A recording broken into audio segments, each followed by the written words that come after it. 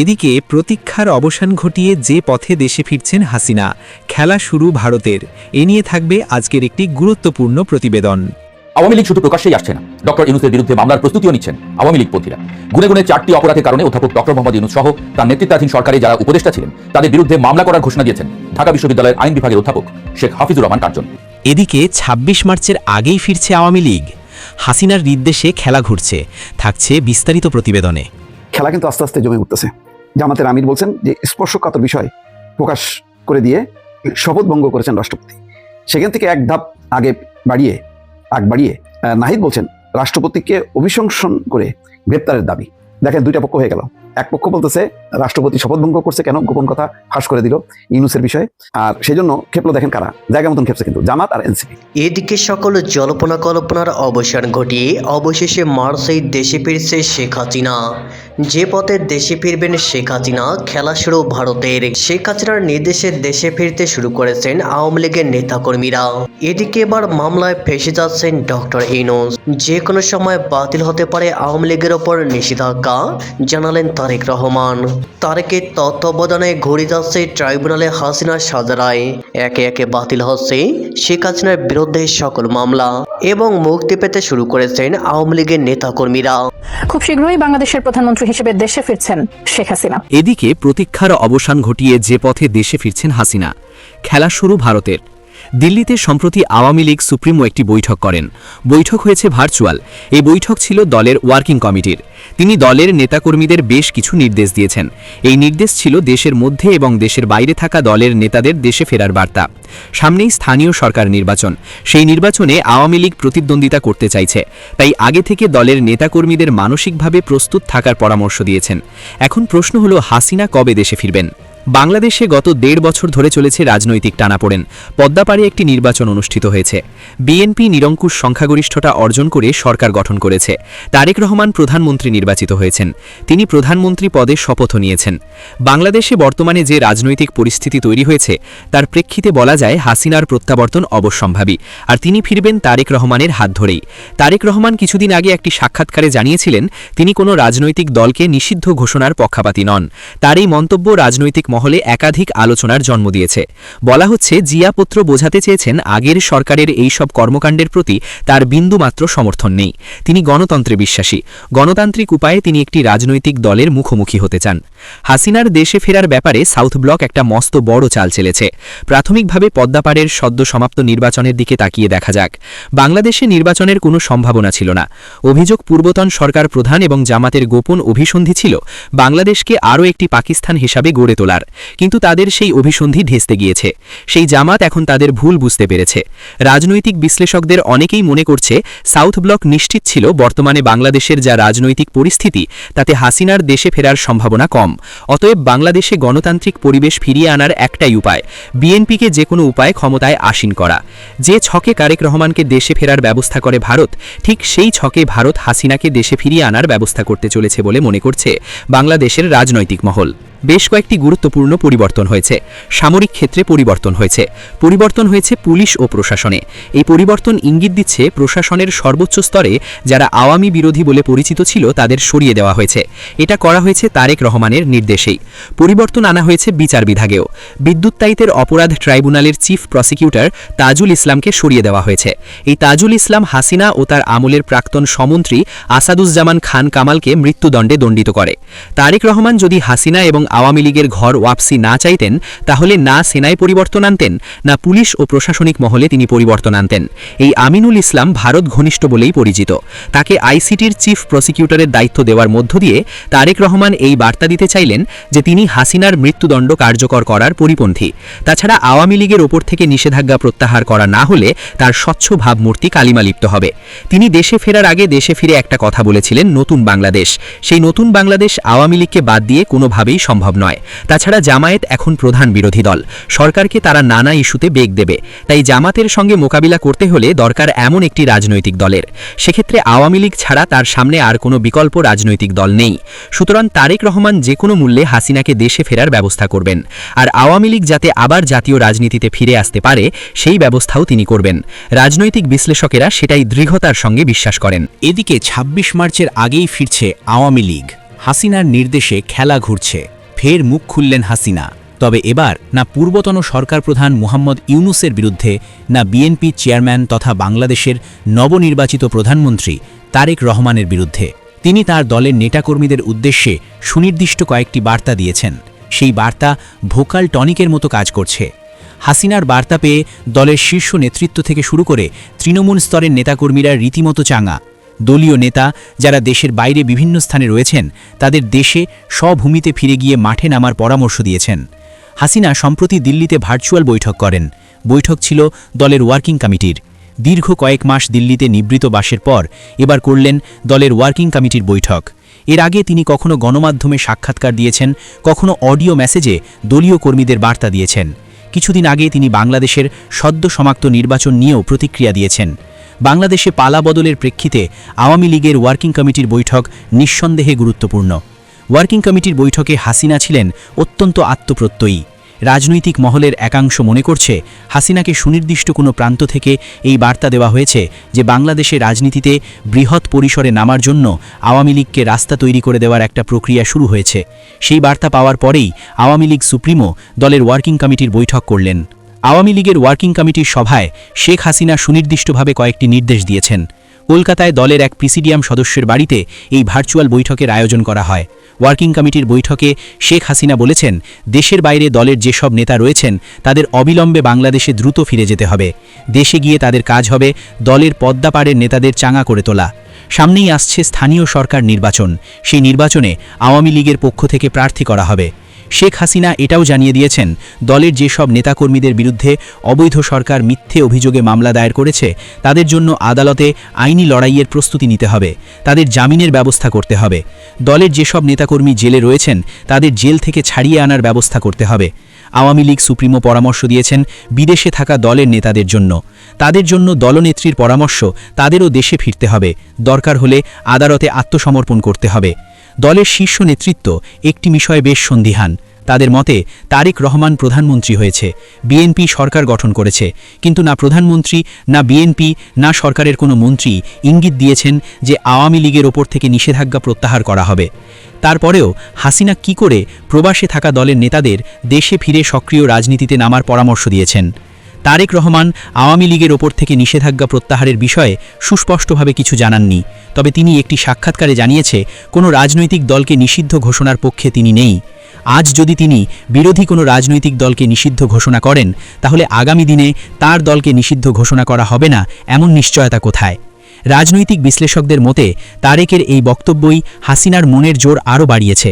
মনে করা হচ্ছে খুব দ্রুত আওয়ামী লীগের ওপর থেকে বিএনপি সরকার নিষেধাজ্ঞা প্রত্যাহার করে নেবে। হাসিনা আরও একটি বিষয়ে অত্যন্ত আত্মবিশ্বাসী, সেটা হলো অবৈধ সরকার তার দলের ওপর যে নিষেধাজ্ঞা জারি করে সেই নিষেধাজ্ঞার কোনো বৈধতা নেই। তাছাড়া আওয়ামী লীগকে যে কারণে আগের সরকার নিষিদ্ধ ঘোষণা করেছে, অর্থাৎ সন্ত্রাসী কর্মকাণ্ডে জড়িত থাকা, বিএনপি সরকার সেই সব অভিযোগের একটিও প্রমাণ করতে পারবে না, কারণ সে অর্থে কোনো বৈধ নথি নেই। যেসব নথি রয়েছে বলে দাবি করা হচ্ছে সেগুলি নকল। ভার্চুয়াল বৈঠকে হাসিনা বলেছেন, আওয়ামী লীগের মতো একটি বৃহৎ রাজনৈতিক দলকে মাসের পর মাস, বছরের পর বছর রাজনৈতিক কার্যক্রমের বাইরে রেখে দিলে তারেক রহমানের ভাবমূর্তি কালিমা লিপ্ত হবে। সুতরাং তিনি চাইবেন হাসিনার দল জাতীয় রাজনীতিতে ফিরে আসুক। আওয়ামী লীগ শুধু প্রকাশ্যেই আসছে না, ডক্টর ইউনূসের বিরুদ্ধে মামলার প্রস্তুতিও নিচ্ছেন আওয়ামী লীগপন্থীরা। গুনে গুনে 4টি অপরাধের কারণে অধ্যাপক ডক্টর মোহাম্মদ ইউনূস সহ তার নেতৃত্বাধীন সরকারে যারা উপদেষ্টা ছিলেন তাদের বিরুদ্ধে মামলা করার ঘোষণা দিয়েছেন ঢাকা বিশ্ববিদ্যালয়ের আইন বিভাগের অধ্যাপক শেখ হাফিজুর রহমান কার্জন। সম্প্রতি অনলাইন প্ল্যাটফর্মে অনুষ্ঠিত একটি অনুষ্ঠানে এই ঘোষণা দেন তিনি। মুক্তিযুদ্ধের পক্ষের শক্তিখ্যাত অধ্যাপক কার্জন বলেন, ইউনূস অ্যান্ড গঙ্গের বিচার হওয়া উচিত কয়েকটি কারণে। একটি সংবিধান লঙ্ঘন, আরেকটি রাষ্ট্রীয় সার্বভৌমত্ব বিপন্ন করায়, এবং ডক্টর ইউনূস ইউএসের সঙ্গে যেসব চুক্তি করেছে সেসব চ্যালেঞ্জ করে আরেকটি মামলা করা যেতে পারে। তিনি বলেন, আরেকটি মামলা আমি করব, সেটা হলো জাতির পিতা বঙ্গবন্ধু শেখ মুজিবুর রহমানের 32 নম্বরের বাড়ি ভাঙচুর নিয়ে। সেখানে যে দুষ্প্রাপ্য ডকুমেন্ট ছিল, যে সমস্ত এভিডেন্স ছিল, সেটি দেশি বিদেশি কার ইন্ধনে বারবার ভাঙা হলো, এবং অন্তর্বর্তী সরকারের কারা ভেতর থেকে এটা হতে দিলেন, সেখানে পুলিশ সেনাবাহিনী কেন গেল না, সেটা নিয়ে একটা মামলা করব। 1.5 বছরে 133টি অধ্যাদেশ জারি করা হয়েছে উল্লেখ করে কার্জন বলেন, গত 18 মাসে 133টি অধ্যাদেশ জারি করা হয়েছে, যা অস্বাভাবিক বিষয়। এই সংক্রান্ত বিবিসির একটি প্রতিবেদনের কথা উল্লেখ করে তিনি বলেন, 133টি অধ্যাদেশের মধ্যে 132টি অধ্যাদেশই অনিশ্চয়তার মধ্যে পড়েছে। ঢাকা বিশ্ববিদ্যালয়ের প্রভাবশালী কোনো শিক্ষক যখন এমন হুঁশিয়ারি দেন তখন বিষয়টি আর কম গুরুত্বপূর্ণ থাকে না। বিশেষ করে বিএনপি সরকারের মধ্যেও ইউনূস সরকার নিয়ে বেশ বিব্রত বোধ খেয়াল করা যাচ্ছে। প্রধান প্রসিকিউটর পদ থেকে বাদ দেওয়া হয়েছে তাজুল ইসলামকে, আওয়ামী লীগের রাষ্ট্রপতিকে নিজের করে নেওয়া, কিংবা বাংলাদেশ ব্যাংকের গভর্নর পদ থেকে ইউনূসের নিয়োগকৃত ডক্টর আহসান এইচ মনসুরকে বিদায় করে দেওয়া, সবকিছুই যে একই সূত্রে গাঁথা সেটা পরিষ্কার। এই সুযোগে ডক্টর ইউনূসের প্রতি ক্ষোভ রাগটা ক্যাশ করে নিতে নতুন উদ্যমে মাঠে নেমেছে যেন আওয়ামী লীগ। প্রশ্ন হলো, সত্যি কি ডক্টর ইউনূসকে মামলায় ফাঁসানো যাবে, কিংবা ইউনূস কি এমন কিছু করে গেছেন যার ফলে তাকে দেশদ্রোহী আখ্যা দিয়ে জেলে ভরে দেওয়া যাবে? দেশকে কেমন শাসন করেছেন আসলে ভদ্রলোক, বিশ্লেষণ কি বলে দেখা যাক। ডক্টর ইউনূস যখন অন্তর্বর্তীকালীন সরকারের দায়িত্ব নেন তখন দেশের মানুষের প্রত্যাশা ছিল পাহাড় সম। ছাত্র জনতার গণ অভ্যুত্থানের পর একজন নোবেল জয়ীকে ত্রাণকর্তা হিসেবে দেখেছিল সবাই, কিন্তু গত 18 মাসের শাসনকালের ময়না তদন্ত করতে গেলে দেখা যায় চিত্রটা বেশ হতাশাজনক। দেশ পরিচালনার ক্ষেত্রে ইউনূসের নিজের একচ্ছত্র আধিপত্য এবং স্বেচ্ছাচারিতার অভিযোগ এখন প্রবল। খোদ রাষ্ট্রপতি মোহাম্মদ শাহাবুদ্দিন সম্প্রতি একান্ত সাক্ষাৎকারে বোমা ফাটিয়েছেন। তিনি জানিয়েছেন ডক্টর ইউনূস দেশে ফেরার পর বিমানবন্দরে বসেই 3 বাহিনীর প্রধানদের সঙ্গে বসে নিজের ইচ্ছে মতো উপদেষ্টাদের খসড়া তালিকায় কাটছাট করেছিলেন, নিজের পছন্দের এনজিও কর্মীদের ঢুকিয়েছিলেন সেই তালিকায় এবং বাদ দিয়েছিলেন অনেককে। শুধু তাই নয়, ইউনূস সরকারের পুরোটা সময় বঙ্গভবনে রাষ্ট্রপতি এক প্রকার অদৃশ্য কারাগারে বন্দী ছিলেন বলেও অভিযোগ রয়েছে। অর্থাৎ শুরু থেকেই রাষ্ট্রের সর্বোচ্চ পর্যায়কে পাশ কাটিয়ে নিজের বলয় তৈরি করে ক্ষমতা কুক্ষিগত করেছিলেন ডক্টর ইউনূস। সবচেয়ে বড় প্রশ্ন উঠেছে মানবাধিকার এবং আইন শৃঙ্খলা পরিস্থিতি নিয়ে। যে ছাত্র জনতার রক্তের উপর দিয়ে এই সরকার ক্ষমতা এসেছিল, সেই মানুষের জীবনের নিরাপত্তাই তারা দিতে পারেনি। বিশ্লেষকদের মতে গত 1.5 বছরে দেশে মবক্রেসি বা উন্মত্ত জনতার শাসন কায়েম হয়েছিল। মানবাধিকার সংস্থাগুলোর হিসাব অনুযায়ী স্রেফ মব ভায়োলেন্স বা গণপিটুনিতে 3 শতাধিক মানুষের মৃত্যু হয়েছে। প্রকাশ্য দিবালোকে মানুষকে পুড়িয়ে মারা, ধর্ম অবমাননার ধোঁয়া তুলে পিটিয়ে হত্যার মতো বিভৎস ঘটনাগুলো ইউনূস সরকারের মানবাধিকারের চরম ব্যর্থতার দলিল হয়ে আছে। ইনক্লুসিভ বা অন্তর্ভুক্তিমূলক বাংলাদেশের স্বপ্ন দেখিয়ে উল্টো দেশকে চরমভাবে বিভক্ত করার অভিযোগ উঠেছে। আওয়ামী লীগকে রাজনৈতিকভাবে নিশ্চিহ্ন করতে ডেভিল হান্ট বা দানব নিধনের নামে তৃণমূলের লাখ লাখ নেতাকর্মীকে ঢালাওভাবে জেলে ভরে রাখার মতো ঘটনা ঘটেছে। জামিন পাওয়ার মতো মৌলিক মানবাধিকার থেকেও তাদের বঞ্চিত করা হয়েছিল, যা খোদ জাতিসংঘের চোখেও মানবতা বিরোধী অপরাধ। ডক্টর ইউনূসকে বলা হতো গ্লোবাল প্লেয়ার বা আন্তর্জাতিক খেলোয়াড়। তার বৈশ্বিক ভাবমূর্তির কারণে অনেকেই ভেবেছিলেন আন্তর্জাতিক কূটনীতিতে বাংলাদেশ এবার বাজিমাত করবে, কিন্তু বাস্তবে দেখা গেছে তার উল্টো চিত্র। 1.5 বছরে কূটনৈতিক স্থবিরতা চরমে পৌঁছেছে। প্রতিবেশী ভারতের সঙ্গে সম্পর্ক তলানিতে গিয়ে ঠেকলেও আমদানি নির্ভরতা ভারতের সঙ্গে কমানো যায়নি, উল্টো কথার বাণে সম্পর্ক আরও বিষিয়ে তোলা হয়েছে। ভিসা জটিলতায় পড়ে সাধারণ মানুষ এবং শিক্ষার্থীরা চরম ভোগান্তির শিকার হয়েছেন। এমনকি পশ্চিমা দেশগুলোও বাংলাদেশিদের জন্য ভিসা প্রক্রিয়া কঠিন করে দিয়েছে। সবচেয়ে বড় ব্যর্থতা এসেছে রোহিঙ্গা ইস্যুতে। কথা ছিল রোহিঙ্গারা নিজ দেশে ফিরে যাবেন, কিন্তু উল্টো নতুন করে আরও 1,02,000 রোহিঙ্গা দেশে ঢুকে পড়েছে। আরাকান আর্মির আগ্রাসন এবং সীমান্তে চরম নিরাপত্তাহীনতা প্রমাণ করে আন্তর্জাতিক অঙ্গনে ডক্টর ইউনূস কতটা প্রভাবহীন ছিলেন। অর্থনৈতিক খাতে কিছুটা শৃঙ্খলা ফেরানোর সাময়িক কৃতিত্ব হয়তো এই সরকার পাবে। রেমিটেন্স প্রবাহ বেড়েছে, ব্যাংক খাতে সংস্কারের চেষ্টায় রিজার্ভ $33 বিলিয়ন উন্নীত হয়েছে বলে সরকার দাবি করেছে। কিন্তু মুদ্রার উল্টো পিঠও বড় ভয়ঙ্কর। 1.5 বছরে সরকারের ঋণের পরিমাণ বেড়ে দাঁড়িয়েছে 24 লাখ কোটি টাকায়, যার অর্ধেকই বিদেশি ঋণ। দৃশ্যমান কোনো উন্নয়ন না করেই মাত্র 1 বছরে 2.5 লাখ কোটি টাকার ঋণ কেন নেওয়া হলো, সেই প্রশ্ন এখন বড় হয়ে দেখা দিয়েছে। দেশে বিদেশি বিনিয়োগ তলানিতে এসে ঠেকেছে, বেকারত্ব বেড়েছে জ্যামিতিক হারে, শিল্প কারখানার বেহাল দশা এবং গ্যাস ও বিদ্যুতের তীব্র সংকট সাধারণ মানুষের নাভিশ্বাস তুলে দিয়েছে। যে বিষয়গুলো ডক্টর ইউনূসকে সবচেয়ে বেশি আইনি ঝুঁকিতে ফেলতে পারে তা হলো দুর্নীতির চাঞ্চল্যকর সব অভিযোগ। প্রধান উপদেষ্টার বিশেষ সহকারী ফয়েজ আহমদ তোয়েবের বিরুদ্ধে বিটিসিএল এর 5G অপটিক্যাল ফাইবার প্রকল্পে ব্যাপক দুর্নীতির অভিযোগ উঠেছে। 65 কোটি টাকার প্রকল্পকে ফুলিয়ে ফাঁপিয়ে 326 কোটি টাকার রূপ দেওয়া হয়েছিল। সবচেয়ে বিস্ময়কর ব্যাপার হলো এই দুর্নীতির অনুসন্ধান থামাতে খোদ প্রধান উপদেষ্টার দপ্তরকে ব্যবহার করে দুর্নীতি দমন কমিশনের প্রধানকে তলব করে হুমকি দেওয়া হয়েছিল বলে অভিযোগ রয়েছে। পরিস্থিতি বেগতিক দেখে ফয়েজ দেশ ছেড়ে পালিয়েছেন। শুধু তিনি নন, দুর্নীতিতে নাম জড়িয়েছে খোদ প্রভাবশালী উপদেষ্টাদেরও। এর পাশাপাশি বাংলাদেশ ব্যাংকের সাবেক গভর্নর ডক্টর আহসান এইচ মনসুরের দুবাইয়ে বিলাসবহুল ফ্ল্যাট থাকার খবরও গণমাধ্যমে প্রকাশ পেয়েছে, যা এই সরকারের দুর্নীতির স্বরূপ উন্মোচন করে দেয়। সব মিলিয়ে ডক্টর ইউনূসের 1.5 বছরের শাসনামলকে বিশ্লেষকরা 10-এ মাত্র 3 নম্বর দিচ্ছেন, অর্থাৎ 5 নম্বরও না। যিনি এসেছিলেন দেশের ত্রাতা হয়ে, তিনি বিদায় নিচ্ছেন একরাশ প্রশ্ন আর বিতর্ক সঙ্গী করে। সাংবিধানিক লঙ্ঘন, রাষ্ট্রীয় সার্বভৌমত্ব বিপন্ন করা এবং মার্কিন যুক্তরাষ্ট্রের সঙ্গে সম্পাদিত বিতর্কিত চুক্তিগুলো নিয়ে এখন যে মামলার প্রস্তুতি চলছে তা নিছক রাজনৈতিক বাগাড়ম্বর নয়। বিগত 18 মাসে ঘটে যাওয়া গুম, হত্যা, মব ভায়োলেন্স, সীমাহীন দুর্নীতি এবং বিচারহীনতা সংস্কৃতির একটি যৌক্তিক আইনি পরিণতি হিসেবে দেখছেন অনেকে। আওয়ামী লীগ এবং তাদের সমমনারা এখন সেই পুঞ্জীভূত ক্ষোভকেই আইনি লড়াইয়ের ময়দানে নিয়ে আসতে চাইছেন। ডক্টর ইউনূস সত্যি এসব মামলায় ফেসে যাবেন কিনা, নাকি তার বৈশ্বিক প্রভাব তাকে রক্ষা করবে, তার উত্তর হয়তো সময়ের কাছেই তোলা রইল। তবে সবার কাছে গ্রহণযোগ্য ব্যক্তি থেকে তিনি এখন দেশের ইতিহাসের অন্যতম বিতর্কিত এক চরিত্রে পরিণত হলেন কিনা, এমন প্রশ্নই আসছে নানা মহল থেকে। খেলা কিন্তু আস্তে আস্তে জমে উঠতেছে। জামাতের আমির বলছেন যে স্পর্শকাতর বিষয় প্রকাশ করে দিয়ে শপথ ভঙ্গ করেছেন রাষ্ট্রপতি। সেখান থেকে এক ধাপ আগ বাড়িয়ে নাহিদ বলছেন রাষ্ট্রপতিকে অভিশংসন করে গ্রেপ্তারের দাবি। দেখেন, 2টা পক্ষ হয়ে গেল। এক পক্ষ বলতেছে রাষ্ট্রপতি শপথ ভঙ্গ করছে কেন, গোপন কথা ফাঁস করে দিল ইউনূসের বিষয়ে। আর সেই জন্য ক্ষেপলো দেখেন কারা, জায়গা মতন ক্ষেপছে কিন্তু জামাত আর এনসিপি। কারণ গত 18 মাসে আসলে কার্যত এই 2টা দলই ছিল সুবিধাভোগী। এই কারণে তাদের মনের ইচ্ছা ছিল যে ইউনূস সাহেব যতদিন থাকবে তারাও ক্ষমতায় থাকবে, প্রশাসন তাদের ক্যাপ্টারে থাকবে, যেমন স্বাস্থ্য, শিক্ষা, অনেকগুলো প্রশাসন, মানে সিভিল প্রশাসন মোটামুটি তারা কিন্তু বেশ করায়ত্ত করে ফেলছিল। আর নাহিদ ইসলামরা তারাও সুবিধাগুলি নিচ্ছিল, ইচ্ছা মতন বদলি, পোস্টিং সহ অন্যান্য যা যা করার সবই করছিল। যখন তখন যে বলছে না সাজিস আলম, যে যখন তখন সচিবালয় ঢোকা যেত, উপদেষ্টাদের কাছে যাওয়া যেত, প্রধান উপদেষ্টার কাছে যাওয়া যেত, এখন আর যাওয়া যাবে না। 2-3 মাসের মধ্যেই ডক্টর ইউনূসের অভাব অনুভব করা যাবে। তো এরকম অবস্থায় এখন তারা ছিটকে পড়ছে এবং বেকাদে পড়ছে যে রাষ্ট্রপতি তখন কি গোপন কথা ফাঁস করে দিয়েছে। এখন রাষ্ট্রপতির এই বক্তব্য ফাঁস হওয়ার পর অনেকেই সোশ্যাল মিডিয়াতে গণমাধ্যমে বলছে যে ডক্টর ইউনূসের বিচার হওয়া উচিত। কেন তিনি সংবিধান লঙ্ঘন করলেন, কেন রাষ্ট্রপতিকে অবসানের ব্যাপারে যে নানা রকম চক্রান্ত চলছিল বা আয়োজন চলছিল সেই আয়োজনে তিনি কেন মদত দিলেন, তিনি কেন সাংবিধানিক রীতিনীতি ভঙ্গ করে রাষ্ট্রপতির সঙ্গে দেখা করতেন না, চুক্তির বিষয়ে আমেরিকার সাথে যে চুক্তি হলো সেই চুক্তির বিষয়ে রাষ্ট্রপতিকে কিছুই জানানো হয়নি। সুতরাং ডক্টর মোহাম্মদ ইউনূসের শপথ ভঙ্গ করেছেন এবং এই কারণে ডক্টর মোহাম্মদ ইউনূসের বিচার হওয়া উচিত। একজন আইনজীবী শেখ হাফিজুর রহমান কার্জন শিক্ষক, আইনি শিক্ষক, তিনি বলেছেন 4টা অপরাধে ডক্টর মোহাম্মদ ইউনূস এবং উপদেষ্টাদের বিরুদ্ধে তিনি মামলা করবেন। মুসলিম লীগের সভাপতি একজন তিনিও বলেছেন যে ডক্টর ইউনূসের বিরুদ্ধে মামলা করা উচিত। দেখেন যখন কি দাবিগুলি আসছে তখন তাড়াতাড়ি দেখলো যে ইউনূস তো বিপদে, সুতরাং এখন বন্দুকটা আস্তে করে জামাত এবং এনসিপি রাষ্ট্রপতি শাহাবুদ্দিনের দিকে তাক করছে। তারা বলছে যে যেহেতু শপথ ভঙ্গ করছে, গোপন কথা ফাঁস করে দিচ্ছে, এখন শাহাবুদ্দিনের অভিশংসন করা উচিত এবং তাকে গ্রেপ্তার করা উচিত। খেলা জমে গেছে। বিএনপি এখন চুপ করে দর্শক সারিতে মুসকি মুসকি সম্ভবত হাসতেছে আর দেখতেছে খেলা কোথায় যে দাঁড়ায়। ইতিমধ্যে তথ্যমন্ত্রী বলছে যে এটা যার যার স্বাধীনতা, মত প্রকাশের স্বাধীনতা বিশ্বাস করে, সুতরাং রাষ্ট্রপতি তার স্বাধীন মত প্রকাশ করতেই পারেন। এতে মানে বিএনপি এখন মানে কোনো অপরাধ দেখছে না, তবে তারা অবজার্ভ করতেছে যে পরিস্থিতি কোন দিকে গড়ায়। তো দেখেন রাষ্ট্রপতি শাহাবুদ্দিন কিন্তু একবার জামাত এনসিপির নাম বলেনি, বরং নাহিদ ইসলামের ব্যাপারে বলছে যে নাহিদ ইসলাম ফোন করে তাকে বলছে যে যারা বঙ্গভবন ঘেরাও করছে তার অপসারণের দাবিতে এরা তার লোক না। কিন্তু এখন কিন্তু দাবি জানাচ্ছে, কেন দাবি জানাচ্ছে? ওই যে রাষ্ট্রপতি বলছে যে অন্তত 3বার উদ্যোগ নিয়েছে তাকে অপসারণের জন্য, সেক্ষেত্রে তাকে সাপোর্ট করছে বিএনপি শীর্ষ নেতৃত্ব, সশস্ত্র বাহিনীর 3 প্রধান এবং বিদেশি কূটনীতিকরা। বিদেশি কূটনীতিকদের মধ্যে কারা কারা সেটা তিনি প্রকাশ করেননি রাষ্ট্রপতি। বোঝা যাচ্ছে আমেরিকা বা ইউরোপ বা ভারত, চীন এরা এই ধরনের সংকট এটা পছন্দ করেনি। এখন তার মানে হচ্ছে জামাত এবং এনসিপি এখন কিন্তু তারা পক্ষান্তরে বা পরোক্ষভাবে ভিলেন হয়ে যাচ্ছে, যে তার মানে রাষ্ট্রপতিকে অপসারণের ব্যাপারে এই এদের একটা যোগসূত্র ছিল এবং তাদের সাথে ডক্টর মোহাম্মদ ইউনূস এবং ইউনূসের উপদেষ্টা পরিষদের কারোর একটা ইচ্ছা অভিপ্রায় ছিল যে সুযোগ মতন রাষ্ট্রপতিকে ফেলে দিতে পারলে একটা সংকট হবে, তখন সুপ্রিম কোর্টের রেফারেন্স নিয়ে ডক্টর মোহাম্মদ ইউনূস সর্বময় ক্ষমতার অধিকারী হবে, এরকম একটা আয়োজন ছিল।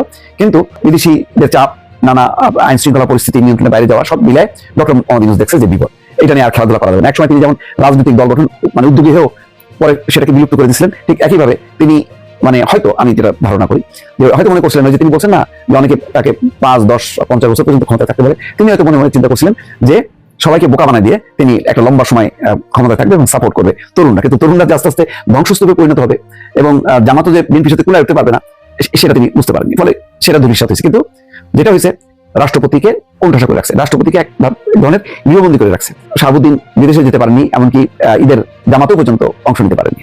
তো এই কথাগুলি প্রকাশ করাতে বিএনপিরও তো রিয়াকশন হওয়ার কথা, কিন্তু বিএনপির তো রিয়াকশন হয়নি। তার মানে বিএনপি চেয়েছে যে রাষ্ট্রপতি থাকতে থাকতে একটা নির্বাচন হয়ে যাক, নির্বাচন হলে তারা নিশ্চিন্তে ক্ষমতা আসতে পারবে এবং তারপর তারা তাদের মতন করে রাষ্ট্রপতি দেবে। কিন্তু যখনই এই জামাত এবং এনসিপি প্রলম্বিত করছে তখন তারা দেখছে যে না, এই রাষ্ট্রপতিকে যে কোনোভাবে রক্ষা করে একটা নির্বাচন করা দরকার, তা নাহলে অন্য একটা পক্ষ এসে ক্ষমতায় থাকবে, নির্বাচনটা আর হবে না। সব মিলায় এমন একটা পরিস্থিতি হয়ে গেছে এখন এক পক্ষ শাহাবুদ্দিনকে অপসারণ চায়, গ্রেপ্তার চায়, আবার আরেকটা পক্ষ সুশীল সমাজ বা কোনো ব্যক্তি যাদের পরিচিতি আছে, অনেক আমি দেখলাম যে আব্দুল মুত্তুসার, মাসুদ কামাল, তারপর শেখ হাফিজুর রহমান কার্জন, মুসলিম লীগ, তারা বলছে যে উল্টা ডক্টর মোহাম্মদ ইউনূসকে এখন আসামি করা দরকার এবং তার বিচার হওয়া উচিত। দর্শক, খেলা এই জন্য বলছি যে জমে উঠছে।